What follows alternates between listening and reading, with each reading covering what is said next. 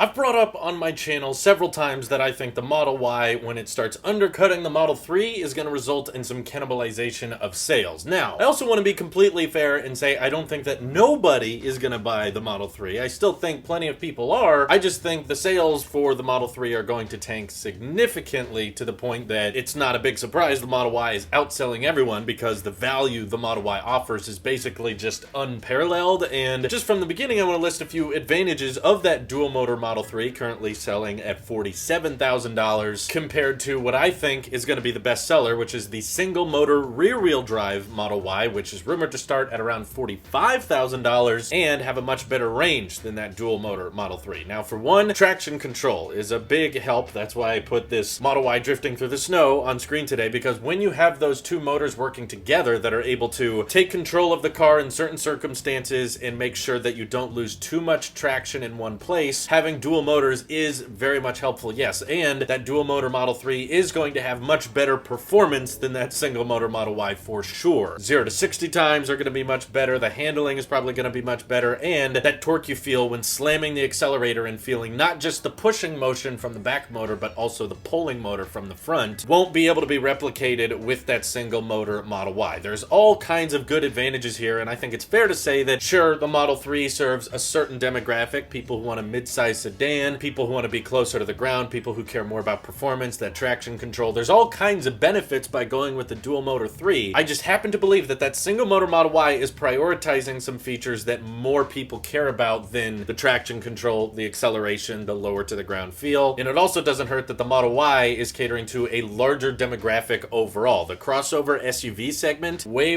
more popular than the sedan market, especially in the US right now. The SUV sales are through the roof. People love having the sport utility vehicle that is, not a minivan because that carries a certain stench, but at the same time has some sportiness to it. It has some practicality to it. I guess that's what a lot of people are into these days. But at the same time, I also want to argue that I think a lot of people are simply in the market for a Tesla. As we've talked about a lot on this channel, Teslas have a different vibe to them. They have a different feel to them. There's been countless cases of people willing to make the Tesla stretch, essentially. They get inside one, they see how clean and minimal it is, they see autopilot, they see how it's all software based, moving away from more static interaction like we have in cars today with buttons and knobs. When you're moving forward into the future and you get inside a Tesla and you realize how simple and easy things can be for the driving experience, people are sold on it like that, and they're just like, okay, I have to get my hands on one. And of course, the discussion we have in our own comment sections in our Discord all the time is, if you were to get a Tesla, which one would you get? So you realize with the phrasing of that question and the way a lot of people think about it in the community of, I want a car that's electric, I want a car that can supercharge, I want the car to be able to drive itself, I want autopilot, full self-driving. A lot of the features people care about with Teslas have very little to do with, well, I'm in the market for a sedan, or, well, I'm in the market for an SUV. The fact is, both the Model 3 and the Model Y are very similar Teslas, and if there's a chance that someone is able to prioritize range, which is of course a fairly big concern when people are making the switch over to electric. The majority of people buying Teslas today are kind of buying an electric car for the first time. They're coming from their old gas cars that they picked up used that can go well over 400 miles, and they want to make sure that when they're dropping 40, 50, 60 grand on a car, it can at least hit that 300 mile mark and probably do even better. And because that single motor Model Y is most likely going to have a range of 330 miles or better, I think that's going to stand out, especially to the average consumer who's not too concerned about traction control or acceleration and performance. They're just going to see, okay, I'm thinking about getting a Tesla, and your budget is somewhere between $40,000 and $50,000, right? Now, that Model 3 does have a very tempting standard range option, but spending that kind of money on a car that can only go 250 miles, I think scares quite a few people off, which is why I think a lot of people like comparing the long range variants. And if you're able to sell a Model Y, which is, again, let me list some of the advantages here, a bigger vehicle, a vehicle with a hatchback, a vehicle with a powered lift gate, so you can just tap a button on the display or from your phone and it opens up automatically, which the Model 3 does not have, and you have vastly more cargo space in the back that you can store things in. You've got the heat pump, so it's more efficient in the wintertime, or even using the air conditioning compared to the Model 3. You also have the radar heater built in on the Model Y and that panoramic glass roof for the back seat, as well as much more comfortable rear seating because the floor is not so close to the seats as they are in the Model 3. People are just going to see bigger vehicle that's cheaper, that goes further, that's also just overall newer. Model 3s, especially in California, are kind of like all over the place. They're not really that special to be seen, whereas Model Y, I think, does carry some of that newness factor that is going to attract people of this is the latest and greatest. This is the next generation. This is the futuristic one. This is the best you can get from Tesla today. And for that reason, I could end up seeing a lot of people who are simply in the market for a Tesla. They don't necessarily care if it's a sedan or an SUV. And to prove my point, think of how many people are waiting for a Cybertruck now that weren't even in the market for a pickup truck in the first place. I've seen countless people in the Tesla communities online that were just like, yeah, I was thinking about getting a Model 3 or a Model Y or something like that. Those are cool. But then the Cybertruck came out. Now I'm all sold on that. I love the utility and the practicality of it. And these aren't even truck people. A lot of these are just Tesla fans that are like, oh, wait, actually,